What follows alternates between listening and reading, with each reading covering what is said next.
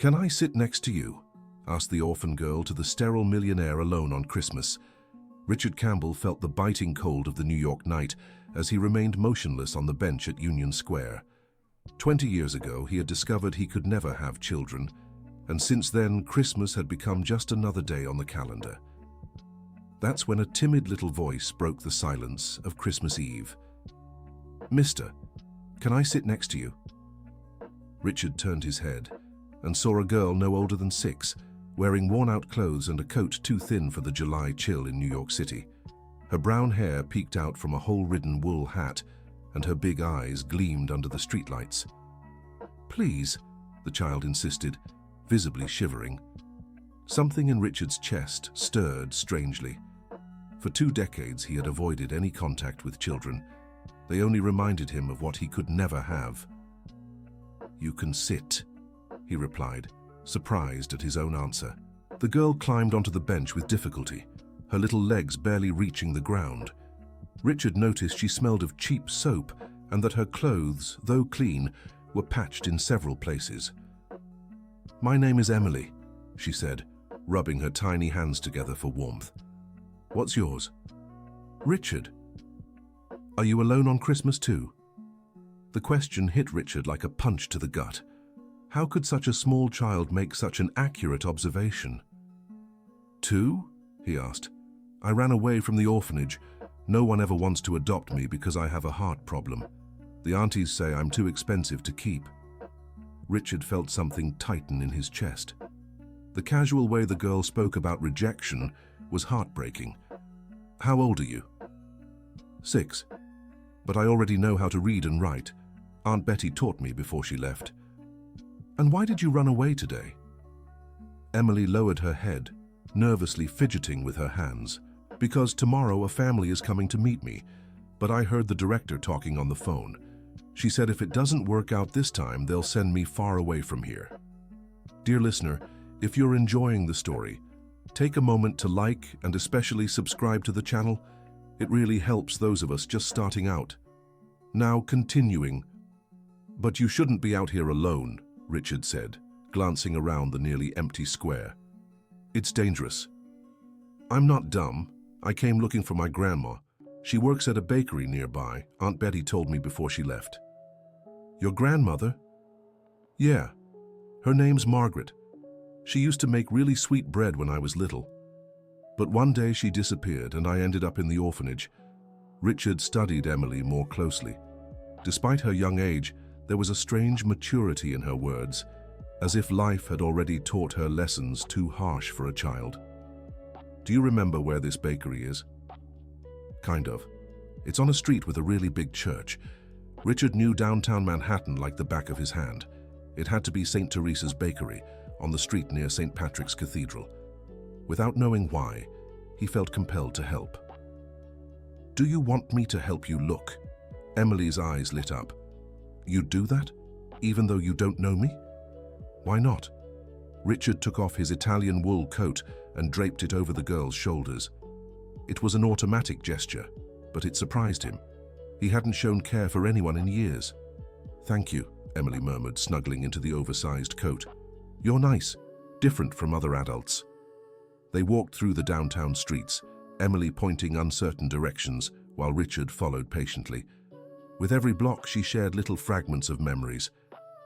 "My grandma used to make a chocolate cake that rose really high in the pan, and she always saved the piece with the most frosting for me. How long has it been since you last saw her?" "I think about 3 years. I was really little when I ended up in the orphanage." When they reached the street where the bakery was, Richard felt his heart tighten. The place had been closed for months, with a "for rent" sign on the rusty door. "It must have moved," Emily said, but her voice trembled with disappointment. Richard crouched down to her level. "Let's ask around. Someone here must know where it went." They inquired at the bar next door, the pharmacy on the corner, the newsstand. No one knew what had happened to Miss Margaret. Some didn't even remember her. "She forgot about me," Emily whispered, her eyes welling up, "just like everyone else." "Don't say that," Richard heard himself speak with a tenderness he didn't recognize. "Sometimes people just need help finding each other." Just then, Emily's phone rang. Richard was surprised. He hadn't imagined a child from the orphanage would have a phone. "It's from the home." Emily looked at him fearfully. "They must have noticed I left." "Answer it, I'll stay right here with you." "Emily Rose Johnson." The angry voice echoed through the phone, loud enough for Richard to hear. "Where are you?" "Hi, Director Marilyn. Get back here right now. You know you can't leave without permission." "But I just wanted—" "I don't care. If you're not back in an hour, I'm calling the authorities. And forget about tomorrow's family visit." The call ended abruptly. Emily's eyes filled with tears. "She'll punish me. She'll take my doll away and leave me without dinner again." "What do you mean again?" "When I do something she doesn't like, I don't get to eat. She says it's to teach me to obey." Anger swelled in Richard's chest. He recognized this kind of psychological abuse. He'd grown up in a wealthy but cold family, where love was conditional on perfect behavior. "Listen, Emily, how about I take you to dinner before you go back? A real dinner, something delicious." "Really? Even if it costs you money? Of course, it's Christmas Eve after all." Richard took Emily to the nearest restaurant still open, a simple but cozy place. She ordered a plate of pasta and ate with a hunger that broke his heart. "How long has it been since you had a proper meal?" "The orphanage food is always the same. Rice, beans, and a tiny piece of meat. And when I misbehave, I only get rice." "And what do they consider misbehaving?" "Asking when I'll be adopted, or asking to call my grandma."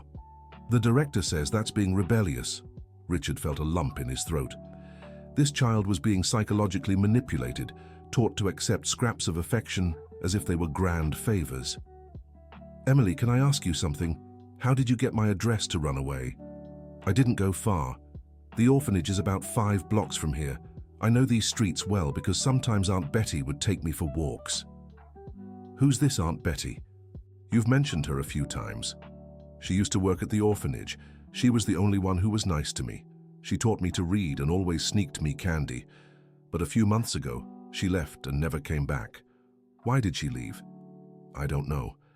One day she was there, the next she wasn't. The director said she got a better job, but I think she was fired." "Why do you think that?" "Because she always stood up for us when the director yelled. And once, I heard her arguing with the director about food and medicine." Richard began piecing together a troubling picture of the orphanage's conditions. As Emily finished eating, he discreetly searched for information about the institution on his phone. "Richard," Emily called, pulling him from his thoughts. "Yes?" "Why are you nice to me? Adults usually don't care about me." The question caught him off guard. How do you explain to a 6-year-old something he himself didn't understand about his own feelings? "Sometimes we meet special people when we least expect it." "Do you think I'm special?" "I do. You're brave, smart, and have a good heart." Emily smiled for the first time since they'd met. It was a sweet, genuine smile that lit up her little face. "No one's ever said that to me before." She grabbed a napkin and began drawing with a colored pencil she found on the table. In just a few minutes, she created a simple but touching sketch. 2 figures holding hands in front of a house. "This is for you," she said, handing him the paper. "It's a Christmas present." Richard looked at the drawing and felt something break inside his chest. It was the first time in 20 years someone had given him a Christmas present made with love. "Thank you, Emily, it's beautiful. It's a man and a girl. The man isn't alone anymore, and the girl isn't sad anymore." The child's words cut through Richard's heart like a knife. With the simplicity of childhood, she had captured exactly what they both were feeling in that moment. The phone rang again. This time, the director's voice was even more agitated. "Emily, where are you? You're late." "I'm coming, Director." "Are you with someone?" I heard voices. Emily looked at Richard fearfully. "I'm just having a snack." "With who? Who's giving you food?" "A nice man who—" "You're talking to strangers. That's dangerous. Come back now."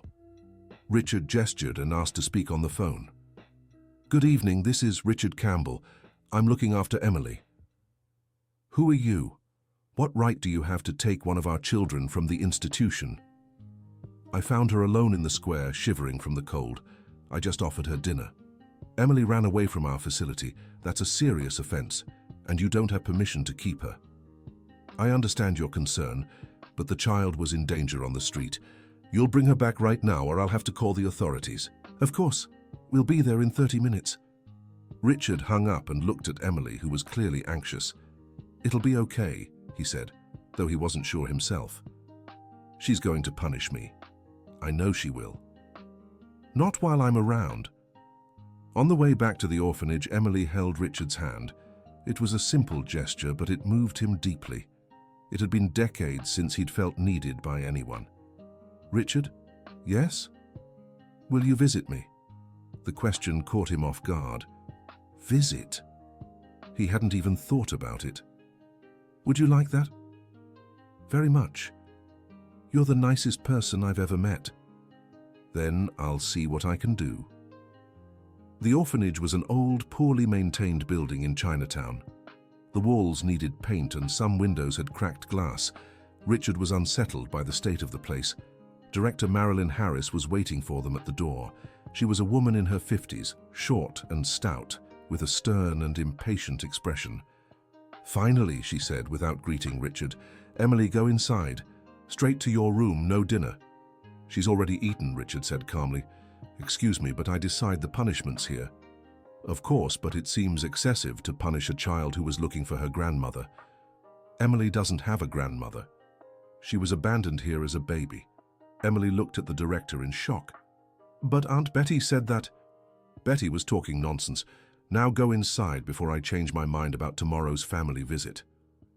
Richard saw the desperation in Emily's eyes. On impulse, he bent down and whispered in her ear, Remember my name, Richard Campbell. If you need anything, come find me. How is she supposed to find you? The director snapped. I have a business downtown. I'm not hard to find. Emily was led inside the building, looking back with tears in her eyes. Richard stood there motionless, feeling a pain in his chest he hadn't experienced in years. You can't just show up and offer hope to these children, the director said. They're already troubled enough. Troubled? Emily is one of the worst, always questioning, always asking for things. Families don't want children like that. Maybe the problem isn't the child. You don't know what you're talking about. Taking care of orphans isn't a joke. Richard left the orphanage with a terrible feeling. It was as if he had abandoned Emily when she needed him most. On his way home, he couldn't stop thinking about the girl. His luxurious apartment in the Upper East Side had never felt so empty. He looked at the drawing she had given him and felt a physical ache in his chest. For the first time in 20 years, Richard spent a sleepless night, not because of work. He kept picturing Emily alone in that dark room, punished for seeking affection. The next morning, he couldn't focus on anything. He cancelled all his meetings and paced around his office, agitated and worried. Mr. Campbell? His secretary, Ms. Rose, called out to him. Are you all right? I've never seen you so restless. Rose, do you know anything about orphanages? About adoption? A little. My sister adopted a child a few years ago. Why do you ask? Just curious. How does the process work? It's quite complicated. There's a lot of bureaucracy, a lot of requirements, and not all institutions are trustworthy. What do you mean? Some are poorly managed. Or worse, some use the children to get government funding without actually taking care of them. Rose's words confirmed Richard's suspicions. He decided to do some research on the orphanage where Emily lived. What he found made him furious. The institution had been fined multiple times for irregularities in documentation, issues with the children's meals, and high staff turnover. But what shocked him most was discovering that Director Marilyn had been sued years earlier for psychological abuse, though the case had been dismissed due to lack of evidence. Rose, he called his secretary, I need the contact for your sister-in-law, the lawyer, the one who works with child and family law. Of course, sir. May I ask why? I need some information on how to help a child at risk. An hour later, Richard was in the office of Ms. Felicia Owens, a lawyer specializing in child and family law. Mr. Campbell, how can I help you? Richard recounted the whole story of his encounter with Emily, leaving out some details about his own feelings. Felicia listened carefully, taking notes.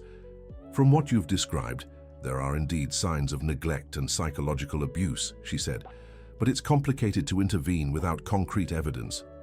What if I wanted to, say, financially support the child, pay for medical treatments, education? That could be done through sponsorship programs, but everything would have to be official and transparent. What about adoption? Felicia looked at him curiously. Are you interested in adopting? I don't know, maybe. It's a long and thorough process. Are you married? No, and I can't have biological children. That's not an obstacle, but as a single man, the process would be even more rigorous. Richard left the office with more questions than answers. Did he really want to get so involved in Emily's life? Was he ready to be responsible for a child? Dear listener, if you're enjoying the story, don't forget to like and especially subscribe to the channel. It helps us a lot as we're just starting out. Now continuing. Later that evening, he received an unexpected call. Mr. Campbell, this is the front desk. There's a woman down here asking for you. She says it's about a child named Emily. Richard's heart raced. Send her up. Minutes later, a woman in her 60s, thin with graying hair, knocked on his office door. She wore simple but clean clothes and carried a cloth bag. Mr. Richard, my name is Margaret Johnson. I'm Emily's grandmother. Richard nearly fell out of his chair. You are... How did you find me? Emily ran away again this morning. She came to me at work and told me about you. She gave me your name and said you were kind to her. Where is she now? At my job. I work as a cleaning lady in an office building. I can't leave her alone, but I also can't take her back to the orphanage right now. Why not? Margaret sighed and sat in the chair Richard offered. It's a long story. May I tell you? Of course. Would you like some water? Coffee? Coffee would be nice. As Richard prepared the coffee, Margaret looked around the luxurious office with quiet admiration. Nice place, she remarked. Thank you. You said you're Emily's grandmother. She talks about you often. Really? Margaret's eyes filled with tears. She remembers me. She does. In fact, she ran away yesterday looking for you at a bakery. Oh my God, poor thing. I used to work at St. Teresa's bakery until last year. What happened? Why is Emily in the orphanage? Margaret accepted the coffee and took a deep breath before continuing. My daughter Amanda, Emily's mother, had drug problems. When Emily was 3, Amanda disappeared and left the child with me. I took care of her alone for a while. And then? I was a cleaning lady, earning very little. We lived in a tiny rented room that barely fit the two of us. Emily kept getting sick because the place was damp and cold. Go on. One day Emily fainted and ended up in the hospital. There they found out she had a heart condition. The doctor said she needed expensive treatment, surgery, medical care. And then? A social worker showed up, said I couldn't properly care for Emily, that the orphanage would give her medical treatment, education, everything I couldn't provide. You agreed. I thought it would be best for her. Margaret began to cry. They promised she'd be well cared for, that I could visit, that a good family would adopt her soon. But that didn't happen. At first, yes, she was fine, had medicine, good food. But then the director changed, and everything got worse. When I visited, there was always an excuse for me not to see her. What kind of excuse? That she was sick or asleep, or that she'd misbehaved and was being punished. Until one day, they told me it was better if I stopped visiting because I was disrupting her adjustment. And you stopped. What choice did I have? They said if I kept insisting, they'd sue me for harassment. Richard felt anger rising inside him. He was starting to understand the orphanage's cruel scheme. How did you know Emily had run away? An employee there called me this morning. Betty. Betty? Emily mentioned her. Wasn't she fired? She was, but she had my number from when she worked there. She told me Emily ran away again, that she was looking for you and gave me your name. Does Betty know where Emily is now? Yes. I asked her to watch Emily while I came to talk to you. Talk to me about what? Mr. Richard, I know I have no right to ask anything, but Emily really likes you. She won't stop talking about how kind you were to her. You want me to? I want to get my granddaughter out of that place, but I can't do it alone. They'll say I'm not capable. They'll make 1,000 excuses. What can I do? You have money, influence. Maybe you can help me get custody of her. Richard fell silent for a moment, processing the situation. Margaret, can I ask you a personal question? Of course. What's your current situation? Where do you live? How's work? I'm doing better now than before. I got a job as a cleaning lady in a commercial building. The pay is better, and I have a signed contract. I rented a small but decent apartment in Queens. And Emily's medical treatment. That's the problem. She needs cardiac follow-ups, and my basic health plan doesn't cover it. Richard made an impulsive decision. What if I help with the medical costs, and maybe with other things she needs? You do that? Why?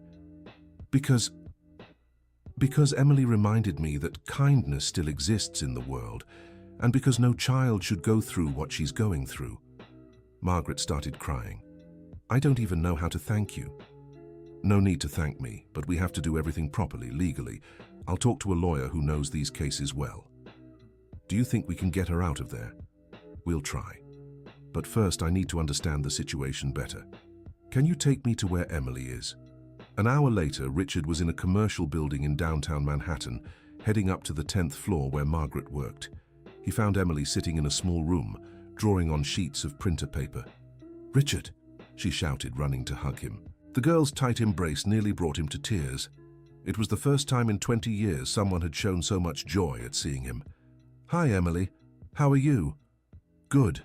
My grandma found me. She didn't forget me. That's wonderful. She told me the whole story.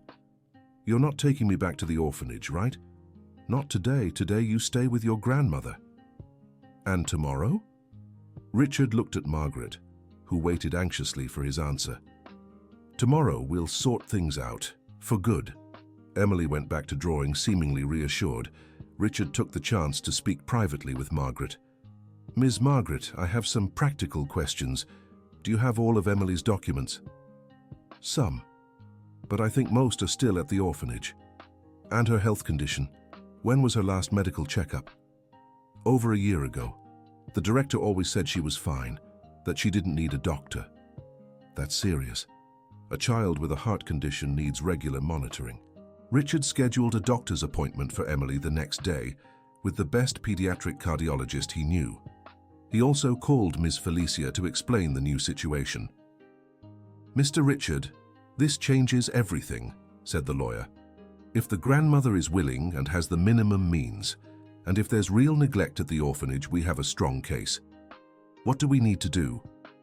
First, document the child's current condition, medical exams, psychological evaluation. Then, gather evidence of the orphanage's irregularities. And how long will this take? It could take a few months, but in the meantime, we can request temporary custody for the grandmother. The next morning, Richard accompanied Emily and Margaret to the doctor's appointment. Dr. Robert Mitchell, the pediatric cardiologist, was concerned by the test results. Emily has a ventricular septal defect, he explained. It's a hole in the heart that can be fixed with surgery, but at her age, she should have already had the operation. Is it serious? Margaret asked anxiously. It's not an emergency, but she can't go untreated much longer. She needs regular medication and surgery within 6 months. How much does the surgery cost? Richard asked. With private insurance, around $80,000. Margaret turned pale. I'll never be able to save that much. Miss Margaret, we've talked about this. I'll cover the treatment. But it's so much money. For me, it's not. And Emily's life is priceless. That afternoon, they got an unexpected call. It was from the orphanage director. Mr. Richard, I heard you're with Emily again. How did you find out? That doesn't matter. You need to return her immediately. Actually, I don't. She's with her grandmother, who is direct family. That so-called grandmother doesn't have legal custody. Emily is our responsibility. That's going to change soon. You don't understand. There's already a family interested in adopting Emily. They're coming to meet her tomorrow. Richard felt his blood run cold. What family? The Fosters. A very respectable couple specifically looking for a girl Emily's age. What if Emily doesn't want to? That's not her decision, she's a child. Any adoption process takes months to finalize. There's time for other options. Mr. Richard, I'll be clear with you. If you don't bring Emily back by tomorrow morning, I'll involve the authorities." The call ended abruptly. Richard immediately called Ms. Felicia. "Can she do that?" he asked. "Technically, yes. The orphanage still has legal custody of Emily, but we can file for an emergency order requesting temporary custody for her grandmother. How long will that take? If we hurry, we can file today. The decision could come tomorrow or the day after. What if there isn't enough time? Then it gets complicated. They could claim you're keeping the child illegally. And what about this family interested in adopting? If they've already started the process, it could complicate our situation. But if we can prove the grandmother is direct family and capable, we have priority." Richard made a risky decision. "Ms. Felicia, I want to formalize my intention too." "What do you mean?" "I want to file for Emily's adoption, as a backup in case it doesn't work out with her grandmother." "Mr. Richard, this is a very serious decision. I know, I'm completely certain." That night, Richard didn't sleep. He kept thinking about how his life had completely changed in just 2 days. 2 days ago, he was a wealthy, lonely man who avoided children. Now he was willing to adopt one. The next morning, he got a call from Miss Felicia at 7. "Mr. Richard, I have good and bad news." Start with the bad. The emergency order was denied. The judge said he needs more documentation and analysis of the situation. And the good? "I found something interesting about this foster family. They've tried adopting other children before, but always backed out after a few months." "What do you mean?" "There are records of at least 3 adoption attempts that weren't finalized, always with the excuse that the child didn't adjust. Isn't that suspicious?" "Very. I'll dig deeper. But in the meantime, you need to return Emily to the orphanage today." Richard went to Margaret's apartment with a heavy heart. Emily was having breakfast, seemingly happy. "Richard, my grandma made sweet bread. Want a piece?" "Of course." He sat at the small kitchen table. It was a simple but cozy space, full of the warmth Emily had missed for so long. "Emily," Margaret said gently, "you need to go back to the orphanage today." "Why? I don't want to." "It's just temporary," Richard explained, "until we sort out the paperwork for you to live with your grandma permanently. Do you promise you won't forget me?" "I promise, and your grandma promises too." "What if that family takes me away?" Richard and Margaret exchanged worried glances. "That won't happen," Richard said, though he wasn't sure.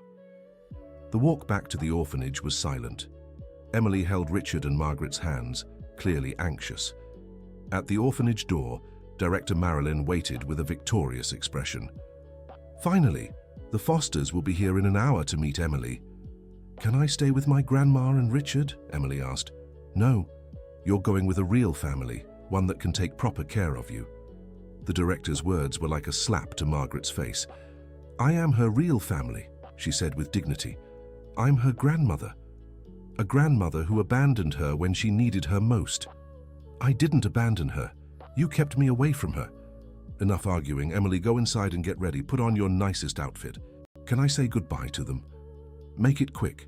Emily hugged Margaret and then Richard. "Don't forget me," she whispered. "Never," Richard replied. 2 hours later, Richard was in his office when he got a tearful call from Margaret. "Richard, they took her." "What do you mean?" "The Foster family. They liked Emily and already took her to see their house." "Is that normal?" "I don't know. I'm desperate." Richard immediately called Miss Felicia. "Can this happen?" he asked. "It can. It's a kind of trial period. But usually it takes longer to be approved." "What do we do?"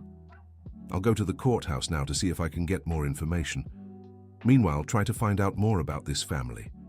Richard used all his contacts to investigate the Fosters. What he found left him deeply troubled. Charles and Barbara Foster were an upper-middle-class couple who had recently moved to New York City. He was an engineer, she was a retired teacher. They had no biological children, but the most disturbing part was their past records. In Chicago, they had started adoption proceedings for a 5-year-old girl but gave up after 2 months. In Philadelphia, the same thing happened with a 7-year-old boy. "Ms. Felicia," Richard called again, "I found out they have a pattern. They always give up after a few months. That's very strange. I'll use this in our argument. That night, Richard could barely eat dinner. He kept imagining Emily in a strange house with people who had already rejected other children. The next morning, he got an unexpected call. "Richard," it was Emily's shaky voice. "Emily, how are you? Where are you calling from?" "From the bathroom in the house. I'm hiding." "Why are you hiding?" "They're weird. Aunt Barbara keeps staring at me in a strange way, and Uncle Charles won't talk to me." "What do you mean by strange?" "She keeps measuring my arm, my leg, asking if I feel pain anywhere." Richard felt a chill down his spine. "Emily, where exactly are you? In a big house in Beverly Hills? There's a pool and everything?" "Do you know the address?" "No, but I saw the number 847 on the gate." "Listen, Emily, are you okay? Are they treating you well?" "They're not mean, but they're not nice like you and my grandma. And Aunt Barbara said something weird yesterday." "What?" "She told Uncle Charles I was perfect for what they need." Richard's blood ran cold. "Emily, I need you to be very careful. Stay near the adults. Don't accept anything strange." "Richard, I'm scared."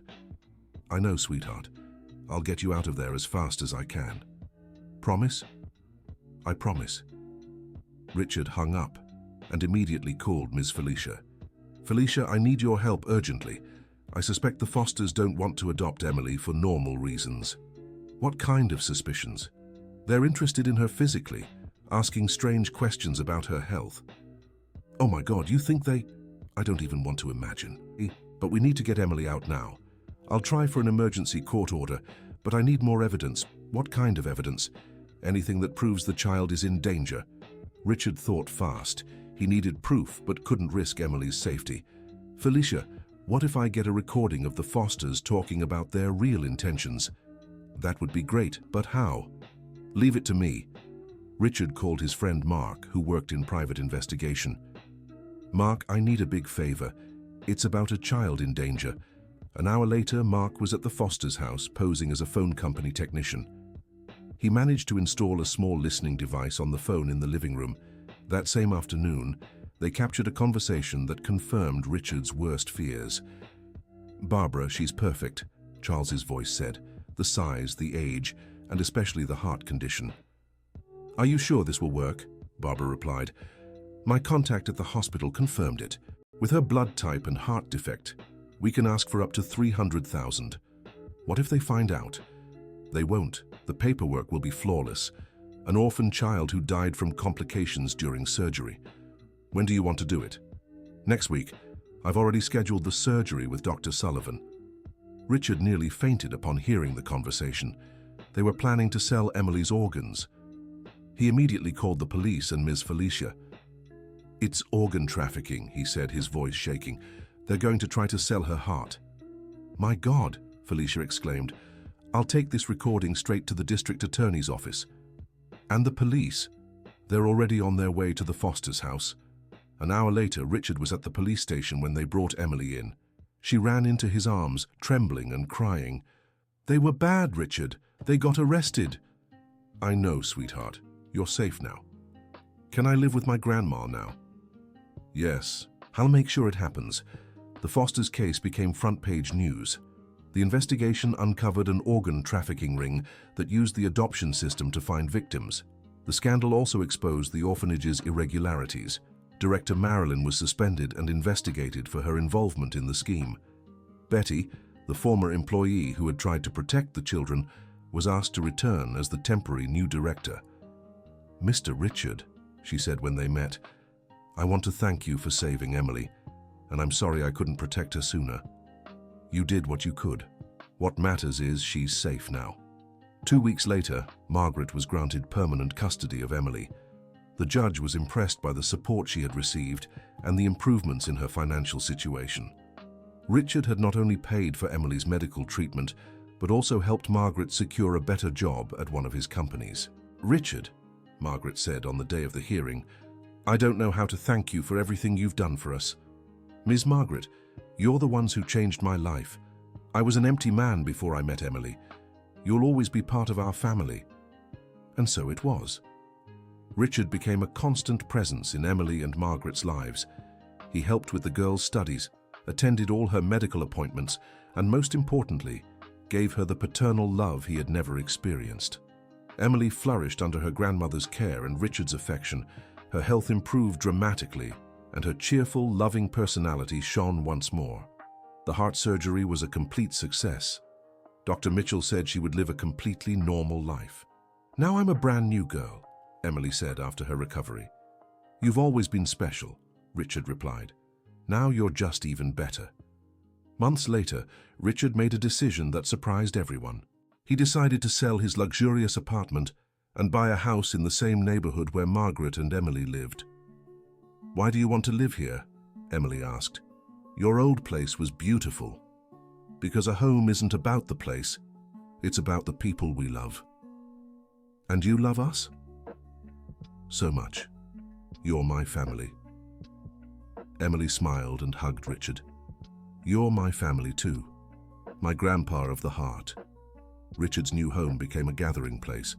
Margaret baked her famous sweet bread, Emily played in the backyard, and Richard finally experienced what it meant to have a real home.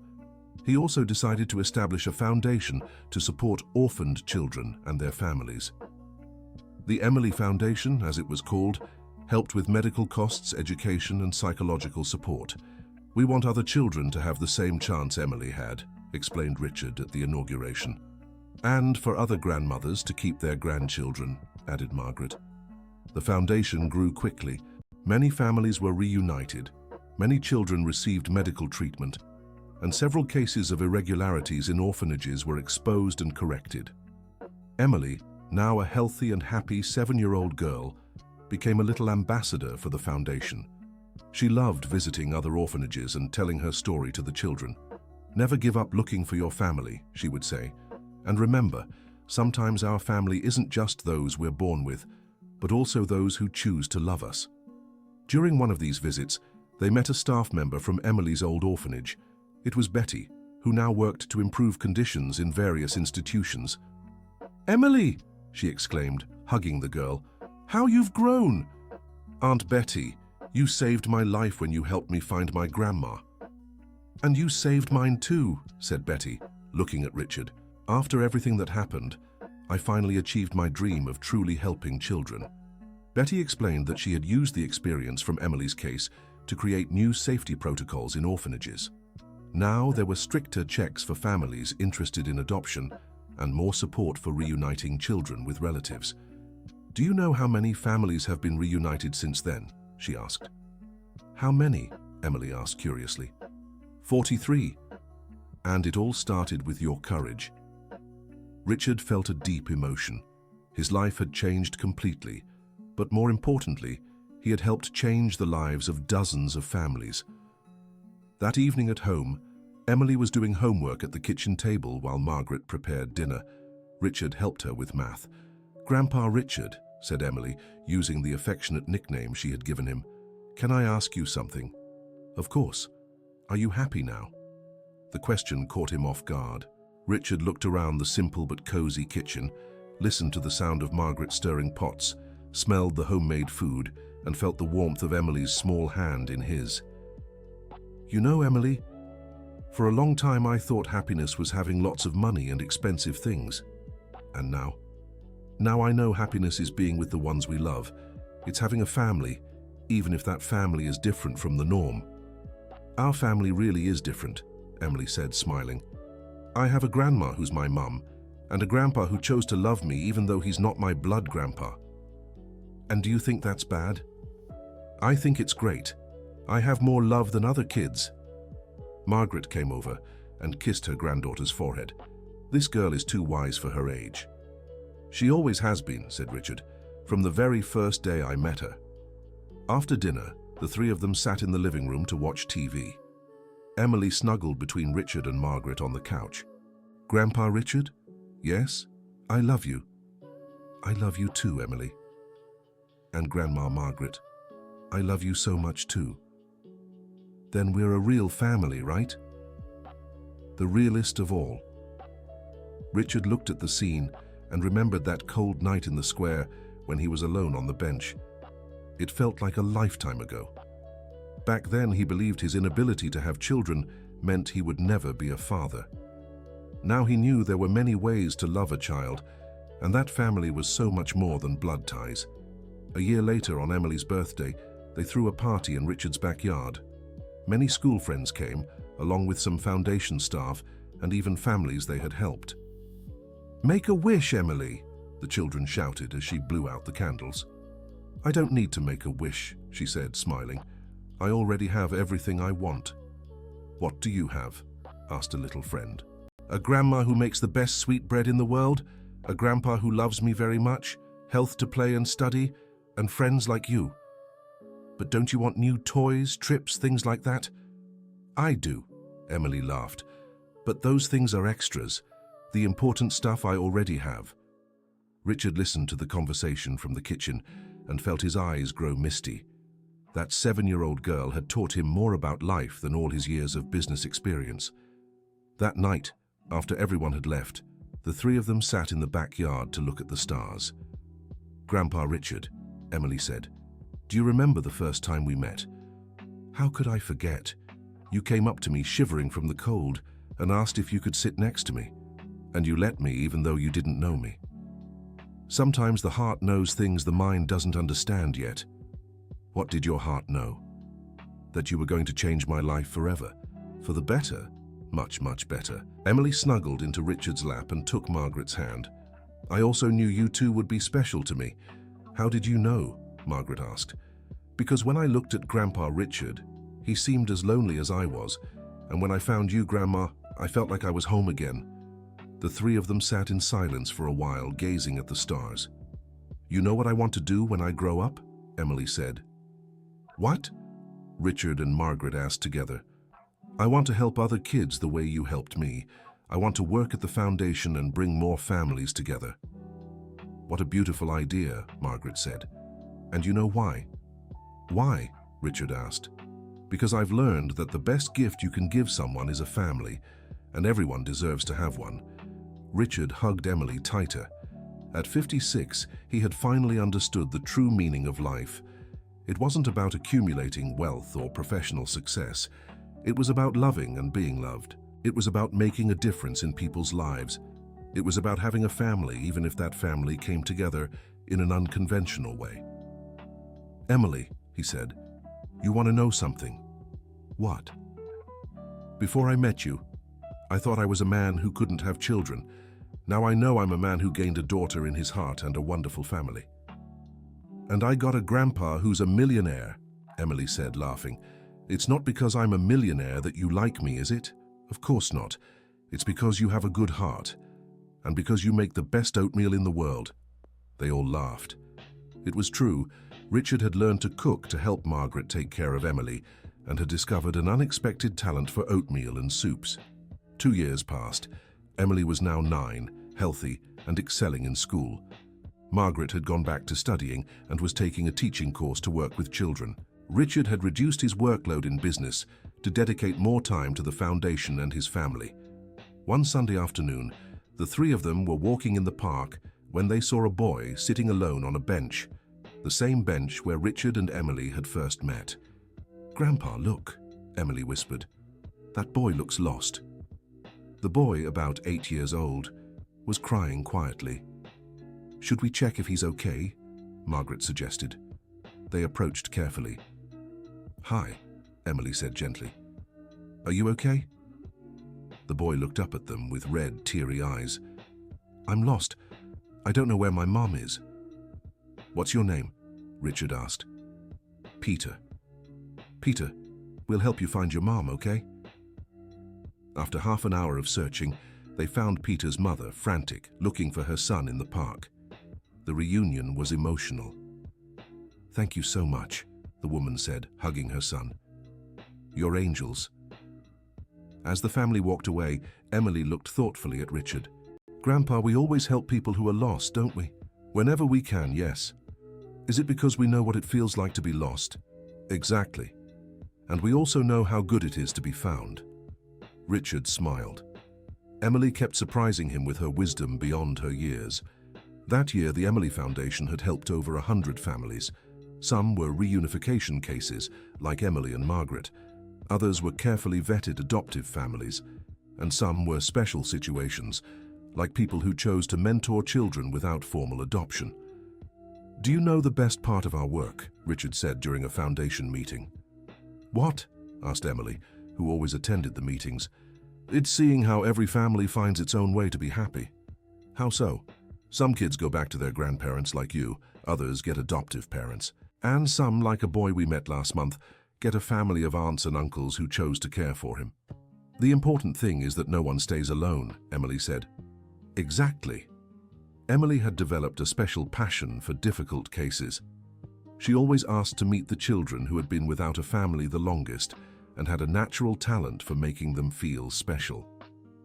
"Emily has a gift," Betty remarked during a visit. "She gives hope to kids who've stopped believing in family." "It's because she's been through the same thing," Margaret explained. "She knows exactly how they feel." On one of these visits, they met Mary Louise, a 10-year-old girl who had been in foster care for 5 years. She was shy and wary, the result of several failed adoption attempts. "Hi, Mary Louise," Emily said, approaching slowly. "My name is Emily." "Hi," the girl replied without looking up. "Do you like to draw?" "Sometimes." "Me too. Want to draw with me?" For an hour, the two girls drew together. Emily shared her own story unhurried, letting Mary Louise ask questions when she wanted. "Did you really find your family?" Mary Louise asked. "I did, and I also got a grandpa of the heart." "How did you know they'd really be your family?" "I felt it. They looked at me with love, not pity, and they made me feel important. I'm scared to like someone and then have them not want me anymore." "I know. I used to feel that way too." "What advice would you give me?" Emily thought for a moment. "Don't give up on believing. And remember, the right family will love you exactly as you are." 3 months later, Mary Louise was adopted by a retired teacher who had always wanted a daughter. The foundation closely followed the process, and it worked out perfectly. "Emily," Mary Louise said on adoption day, "thank you for teaching me to hope again. Thank you for letting me be your friend." Richard watched with a full heart. His granddaughter of the heart was becoming a little therapist, helping other kids find families. That night at home, Emily was more talkative than usual. "Grandpa Richard?" "Yes? Do you think I'll be able to help a lot of kids when I grow up?" "I'm sure you will. You already are. I just think a lot about the kids who are alone right now, you know?" "I know. They must be feeling the same way I did before I met you." "How's that?" "Like no one would ever want them. Like they didn't matter to anyone." Richard hugged Emily. "And now you can show them that's not true." "Exactly. Because if I found a family, they can too." 10 years had passed since that cold night in Union Square. Emily was now a 16-year-old teenager, studying to enter college for psychology. She wanted to specialize in adoption and families. Margaret, at 70, had become a respected educator, training orphanage caregivers. Richard, at 66, divided his time between the foundation and family trips. "Grandpa," Emily said one Saturday morning, "do you want to hear something funny?" "What?" "I was talking to some friends at school about families, and when I told them our story, they got confused." "Why?" "Because they couldn't understand how a grandma, a granddaughter, and an adopted grandpa could be a family." "And what did you say?" "That family isn't about blood. It's about love, care, and choice." "Well said. And you know what else I told them?" "What?" "That our family is proof that life's best gifts are the ones we never expected." Richard smiled. Even as a teenager, Emily still amazed him with her maturity and wisdom. "Emily, can I tell you a secret?" "Of course." "Before I met you, I thought my life was complete. I had money, success, everything I thought I needed. And now I know I wasn't complete at all. I was empty. And what filled that void? The two of you, and the discovery that I can make a difference in people's lives." Emily hugged Richard. "You know you've changed the lives of hundreds of kids, right?" "We did, together." That year, Emily won a school award for a project on unconventional families. She had interviewed several families helped by the foundation and showed how love can create bonds stronger than genetics. "The conclusion of my project," she said during her presentation, "is that family is who chooses to stay when life gets hard. It's who celebrates your victories and comforts you in defeat. It's who loves you not for what you have, but for who you are." The audience was moved. Richard and Margaret sat in the front row, proud and emotional. After the ceremony, many people approached to hear their family's story. "You're an inspiration," said a teacher, "for you show it's never too late to build a family. And that love has no age limit," added a father in attendance. On the way home, the three stopped at the bench in the square where it all began. Now, there was a small commemorative plaque installed by the city. "Hope Bench, in honor of families brought together by love." "Seems our story has become a legend in the city," Margaret said, laughing. "Well, it is a beautiful story," Emily replied. "A lonely rich man, an orphaned girl, and a brave grandma who never gave up on her granddaughter." "Don't forget the part where you helped save other kids," Richard added. "That's the result. The main part is that three lonely people became a family." They sat on the bench as they did every year on the anniversary of their first meeting. "You know what I wish for the future," Emily said. "What?" Richard and Margaret asked. "That our foundation keeps growing, that I can help even more kids, and that you two stay with me for a long, long time." "We'll always be here," Margaret said. "Family love never ends." "And even when we're no longer here physically," Richard added, "the love we've built will live on in the lives of all the children we've helped." Emily held the hands of her two most precious treasures. "Then our family will be eternal." "Eternal," Richard and Margaret confirmed together. As the sun set over the square, the three stayed there, bound by the strongest tie of all: unconditional, chosen love. The story that began with a simple question, "Can I sit next to you?" had grown into a family that touched hundreds of lives and proved miracles happen every day when we open our hearts to love. Richard never felt sterile or incomplete again.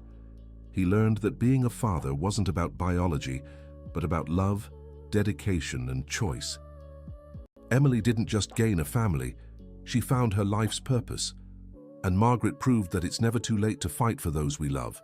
And so, three lives that seemed destined for loneliness became intertwined in a tapestry of love that would continue to grow and inspire for many generations. The end of the story. Now tell me what you thought of this touching story about family and second chances. Do you believe love can truly create bonds stronger than blood? Share your honest opinion in the comments, and if this story touched your heart, don't forget to leave your like and subscribe to the channel for more stories celebrating love's transformative power. Thank you so much for joining me.